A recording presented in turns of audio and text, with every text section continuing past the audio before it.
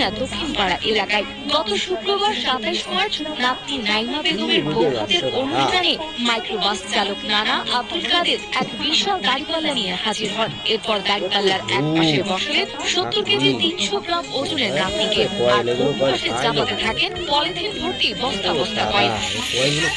1, 2 আর 5 টাকার এত বিশাল কয়েনের পাহাড় দেখে উপস্থিত অতিথিদের তো রীতিমতো চোখ ছানা পড়া। মজার ব্যাপার হলো এই পাহাড় সম কয়েন জমানোর বুদ্ধিটা ছিল নাইমার প্রয়াত নানি পাতা বেগমের। 10 বছর আগে পত্রিকায় এমন এক সংবাদ পড়ে তিনিও শখ করে মাটির ব্যাংকে কয়েন জমানো শুরু করেন। 2023 সালে নানি মারা গেলেও নানা আব্দুল কাদের স্ত্রীর সেই অদ্ভুত শখ পূরণে একটু পিছু হটেননি। নাতির বিয়ের সময় ওজনের তুলনায় কয়েন কম পড়ায় আরো কিছুদিন সময় নিয়ে জমানো চালিয়ে যান তিনি। অনেক আগে একটা পেপারে দেখছিলাম শিবগঞ্জের ঘটনা, এতে নিয়োগ করছিলাম।